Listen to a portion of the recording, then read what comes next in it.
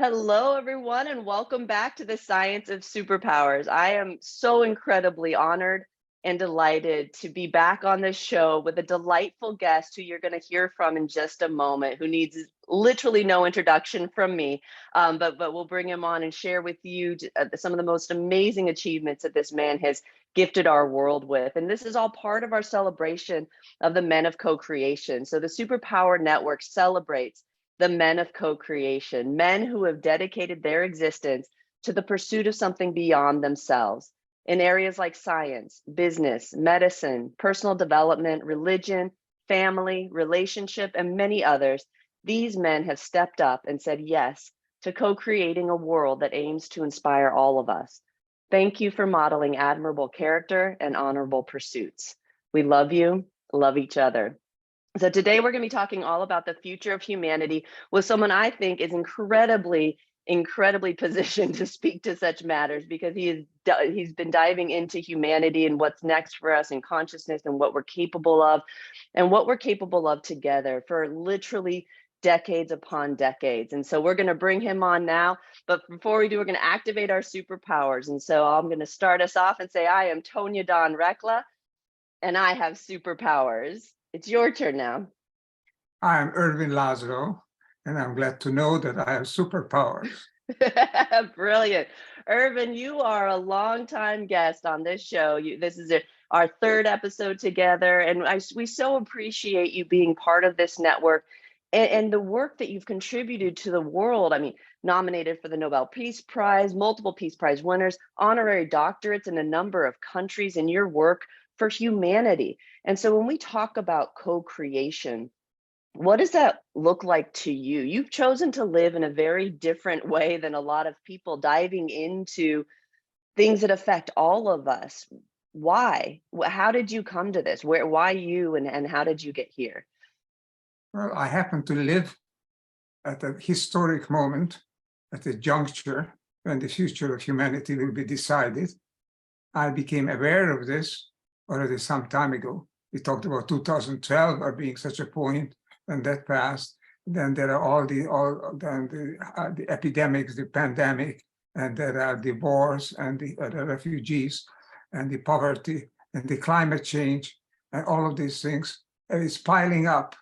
One talks not only about crisis and danger, but talks about opportunity and the chance to finally to move forward, to leap actually forward, because the old is becoming destabilized, and we are now on the cusp of a new era.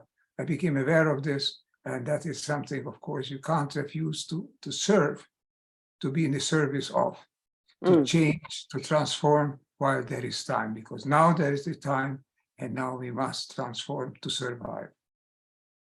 What a powerful statement to say that you can't refuse to be in service to that. And I've answered similar questions of like, why, why these pursuits, right? Why the exploration into how we click, how we connect together, how we work with creation, how we work in harmony, how we harmonize our own contradictions, right? How we move into wholeness, how we learn to love ourselves and each other, and this beautiful moment we have here together.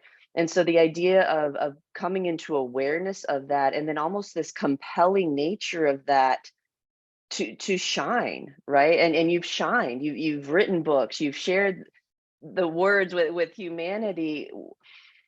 As you look forward into what's next for us, what can we do to carry on with this brilliant work that you have so tirelessly started on our behalf?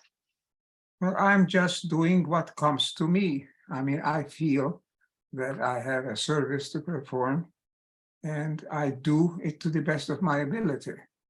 I'm not inventing anything. I'm following which is a survival imperative, which is, by the way, the title of my newest book, which will be published next month, Survival Imperative. I think that is what is in front of us, a new imperative: evolve or disappear, evolve or go, or leave the scenes of history. I think we can evolve. And once we learn how to evolve consciously, how we master conscious evolution, then we are over this cusp. Then we are to a new level, a new level of living, of existing on the planet Earth on a conscious level, not only at the mercy of chance, the mercy of myriad interactions in the biosphere, in the universe as a whole, but by being conscious of what we are doing and consciously promoting going forward, becoming one with the evolution that's unfolding on the planet, becoming one with each other, which is the evolutionary imperative in front of us. Beautifully said. And you all know that in our space is this ability to be in your own awareness, right? To intentionally express creatively into the environment in presence of others, so that we have some predictability on the kind of way we want to be, right? Because the universe is a responsive mechanism. And so both it creates responses in us, but we create responses from it. And so there's this kind of beautiful harmonizing dance that we do in this. And so we're going to jump into this concept of survival. And in our world, we talk about reimagining the survival programs, right? Integrating those so that we're no longer operating from that survival paradigm, but to your point, moving into a place of much more conscious awareness of that free choice, of free will. And so we're going to touch on that when we come back from the break. Ervin, where's the best place to send people if they want to know more about you and your work? Well, my name, ervinlaszlo.com, gives you some information. There's a Laszlo Institute of New Paradigm Research, the LINPR. And there are my latest books, the latest 2 books that are coming out this year, The Survival Imperative and The Upshift Explorer. So the Survival Imperative will be available in about 2 weeks' time. So it's very, very new. You can look it up, and the site is, for that is the publisher's site, the Sacred Stories, Story, the Light on Light Press. Fabulous. So go check out Ervin's work and make sure you're getting over to superpowerexperts.com. If you want to know what it looks like to turn your lifetime journey into the journey of a lifetime, folks, there are advanced courses. There's all kinds of fun stuff we get to play in when we choose to become consciously aware of ourselves, others, and the world around us. Play in those worlds. It's a lot of fun. Stay tuned. We're going to be right back because Ervin Laszlo is here talking all about the future of humanity, and you're not going to want to miss a moment of this, folks. Stay tuned. We'll be right back.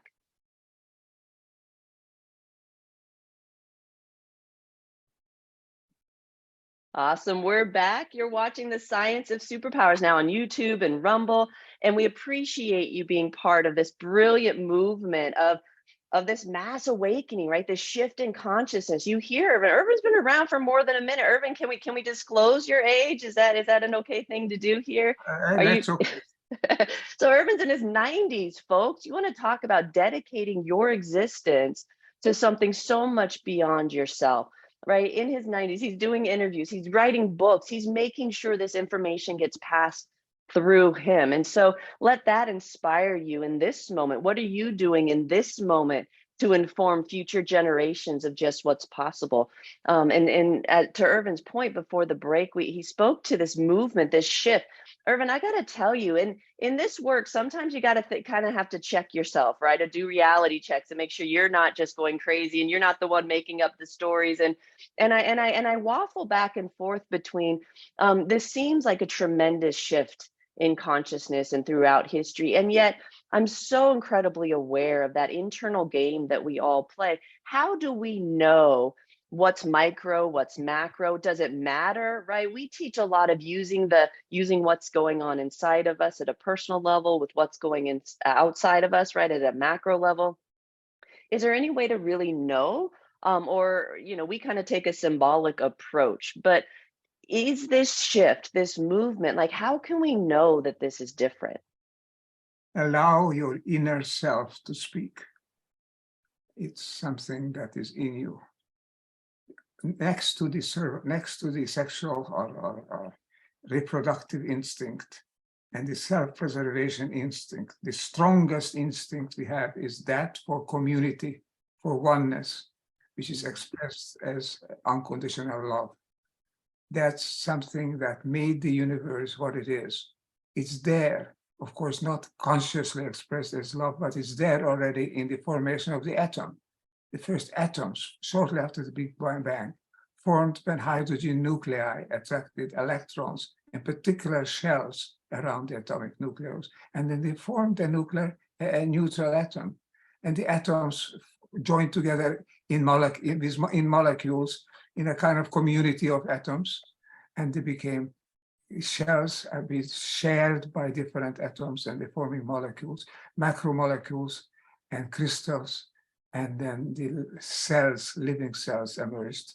And all this is a formation, a constant evolutionary formation of living systems, moving higher and higher on the level of complexity, but also on the level of integration. Coherence is a good word to use that I like to use.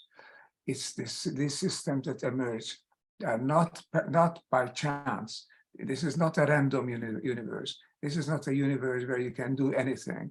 It's a universe that's highly directed. It's oriented. It's a universe that evolves. It's quasi like a living system. It has that deep sense, deep evolutionary direction toward coherence, complexity, oneness, and expressed, as I said, as love. Allow this to come forth is the strongest intuition that you can have in your normal learning and living time of one's life. That is what you have to listen to. And then you don't anymore look at others as being something else other than you, something outside of you. You look at yourself, at other people around you as forming a unit, forming a oneness of which you're a part. And that oneness, that largest oneness that we can join, which is the community of life on earth, that is what directs your behavior, your thinking, and your feeling. If you only let it, allow it to happen, and don't overpower it with the short-term satisfactions and interests. Allow your deep sense of who you are come forward and direct your steps. That is the challenge, that is the possibility, and that is the salvation that we have. Beautiful. And that's the invitation, folks. I don't think we can understate what has been done in terms of our conditioning and our programming by removing that very element that Ervin's talking about. When we forget that we are of love, that we are designed that way, the creative design includes this beautiful dance of the energetics of the space in between us, that we are that also. We are the connective energy between us. When we don't remember how to identify in that, it's easy for those programs of separation and divisiveness to take hold, right? We can talk about what we think and how we feel, but in our roots, we know who we are and we're connected. And when we remember that, and this idea of oneness, folks, gets real tricky when we don't agree and we don't necessarily like the person that we're sitting next to. But remember this, they are you, you are them. And the concept of oneness is only achieved through your own wholeness. And wholeness requires that you walk through this path that Ervin just spoke to, which is the reconciliation and integration of everyone else as aspects of ourselves. Nothing can be held outside of that. And so the caution of that I call it the self-soothing mechanisms, right? That immediate gratification of I agree, I disagree, I like, I don't like, it's good, it's bad, it's this, it's that immediate, where do I stand on this? And is it a threat to me? Desire is a survival-based conditioning program. We don't move on while those still take hold of us because they're creating on our behalf. Survival is the way to find our oneness with life, is the system of life on the planet. That is a larger system that directs our steps. We are either part of it and we strive and we evolve, or we ignore it at our risk and we go in other ways that may or may not work out. The chances are that they don't work out because there's not everything can go. What really goes and strives and flourishes is what that is attuned, aligned with this universal harmony, which is there in the traditional cultures. They recognize it, they knew it. The search for harmony is still there, interestingly enough, in the East. When underneath is all the power grabbing and search for and competing. there is still the search for ultimately for the harmony with this music of the spheres, with the world oneness system, which is also there. So this is the never-ending quest. And once we got to the point where we recognize it and we can follow it, then we no longer fall back into these artificial, misguided ways which threaten not only our well-being, but threaten our very existence. Beautiful. I love that you mentioned quests, and we talk about that a lot in the superpower world because the idea that life is an experience, right? That we actually are in this big quest, that you get to choose your adventure, like you said. Which current do you want to ride? Do you want to ride that undercurrent of connectivity and oneness and love and learn the very nature of our existence and creation? Or do you want to play in these other currents? And you can do all of it, but to Ervin's point, it may have results that you don't particularly enjoy, right? This is, and Ervin, you made a really interesting comment that I think bears repeating, which is you can't just do whatever you want here, right? It's not a world where you can do anything, right? We're capable of quite a bit, but it's a responsive universe that's responding to all of us, right? We are the entirety of the makeup, and it's like the biggest computation of algorithms, right? You want to talk about, you're a system scientist, right? Like this is the most massive, most brilliantly, divinely designed system, creation itself. It's perfect. And we can learn a lot about building systems when we understand its very nature. But you made that comment, we can't just do anything. And I think in the new age consciousness movements, it's like, oh, I can just visualize a new car, or I can visualize this, or I can do this, and it's just going to magically appear. What did you mean by we can't just do anything, right? We can't just do whatever we want. What did you mean by that? We are a member of a larger whole than we are ourselves, by ourselves. We are part of something larger than ourselves. And that means that we are dancing with the rest of the membership of that organization. We're all together. You can't dance by stepping on the toes of your partner all the time. You won't lead anywhere. You have to be aligned. You have to be part of, you have to cohere with the others. You have to have a mutual understanding that we move forward together. This is natural, this is instinctive on the level of non-conscious or pre-conscious living beings, plants, animals, most our living systems. When you have this level of consciousness that we have, then we are also capable of making a mistake, of ignoring our natural oneness, our natural belongingness to others, and setting out on paths that seem to serve our ends, serve our immediate ends, our short-term satisfactions, getting us more power, more money, more influence around us, perhaps more partners, whatever. All of this can be a wonderful part of an evolutionary trip, but it can also mislead us into artificial ways. Think of how we live today. We live largely in an entirely synthetic environment. More and more, what we eat, how we dress, how we communicate, it's removed all into the artificial synthetic ways. Some of them are very good and need to be developed, put place into our service. But many of them are just leading onto short-term satisfaction, but long-term disequilibria. You can't continue to favor a small bit in a large system without destroying the coherence, the balance of the system.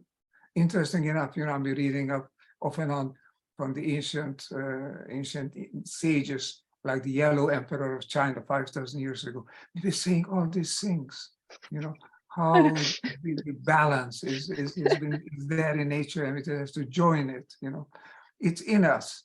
We have forgotten it. It's time to recover it. This time, if we recover it and become conscious of who we are, how we evolve, then we can guide our evolution. Then we are over this non-linearity, this hiccup in our evolutionary past, which was, I think, I'm getting over it now, but it's a very dangerous one, because if we get totally out of hand, we can destroy the highest levels of living systems on the planet. Well, I tell you what, Ervin, that's not happening on our watch, right? It's not happening. So this isn't going back in the bag. We all know that this feels true. It feels good, right? We know when things feel whole and true and real, and we will pursue that to the ends of the earth when we remember what it feels like. And so tap into that, folks. Think about what Ervin's talking about. If you want to know how to turn your life into a series of quests, start asking questions, like real questions, not like, hey Siri, how do I do this, right? Like immediate information isn't necessarily the same thing as understanding, right? It just because you have an answer doesn't mean you understand something. I remember in my graduate program, I was in a master's level program with a bunch of doctoral candidates, and we were reading this really dense philosophy material.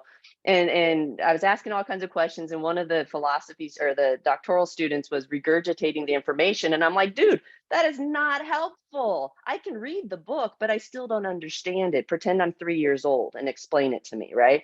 And distilling these concepts down within yourself to an understandable level at a micro scale, every cell of your being gets that new program, is essential, and it takes a moment. It takes time, right? So ask the question and leave your mind open. Leave your mind open and then magic happens, right? One of Ervin's books will come into your path, or you'll see an interview where someone will say something, and it's just this magical string of events where you realize the universe has been answering you this whole time. Ervin, what advice do you have for people who want to make that shift into enlivening their existence, into being a part of their experience? What can they do right now? How can they look at it differently? Well, recall in Star Wars, young people greet each other, may the force be with you. There is a force, and that's not an arbitrary force. It's the same force that created the galaxies in the early phases of the universe. The same force that created the molecules, the cells, the living systems, from microorganism, single cell organism, to the complexity of the biosphere, of which humanity is one of the key elements. So all of these things are here at all available, are all available to us. It's not by chance. This is built into the universe. There is a force. It's not an external force. It's not something that acts on things. This is a force that is in us the same way as it is in every quantum particle in space and time. Is the force toward forming communities, forming oneness, forming belonging systems with others around us, so that we don't do it alone. We are not surrounded by a strange and a hostile universe. We are then living in a warm, friendly universe of which we are a part. This is what all religion and religious feeling tells you. Basically, the sense of all religions is this belonging, is just being part of things, like William James said, being part of something larger than you are. It's all philosophy, but all common sense, the deep common sense, is to feel, not only know rationally, this is good for me right now or not good, but feel that what is right, as you have said a moment ago, what is right, what is good, is something that we feel. That's our holotropic attractor. That's the term I use. Holotropic, holos, and tropic, because it's a tropism, it's an attraction. It's something that acts in us. It acts in the cells of our body. It acts on the system of living system, in the system of nation states, likewise, creating peace, except that we are constantly going often against it. We are often perverting it for short-term aims. This whole war that we are having now in Europe, short-term ends, creating long-term breakdowns. So everything that we do has to be oriented by the sense we are seeking our community with life on Earth. That is the system of which we are a part, and that is part of the universe. So ultimately, then we are part of the universe. This recognition, in my latest book now, I call it the cosmic mission. The cosmic mission of of safeguarding the evolution of life on this planet. Safeguarded. Beautiful. We can distort it, we can destroy it, but we can also promote it, further it, serve it. Life on Earth is a critical point, at a critical point. If we are a conscious agent, we can orient that, we can take that leap into the right direction, and then we no longer suffer from this constant threat of the swords of Damocles hanging over our head. We no longer face multiple crises because we recognize how we need to act. If we act together, we can overcome the climate crisis, we can overcome the energy, the water crisis, we can overcome the disunity, the violence, we can overcome everything, because that's the power, that's the superpower, as you say, that is in us, that we are part of it. We are part of the unfolding of life on this planet.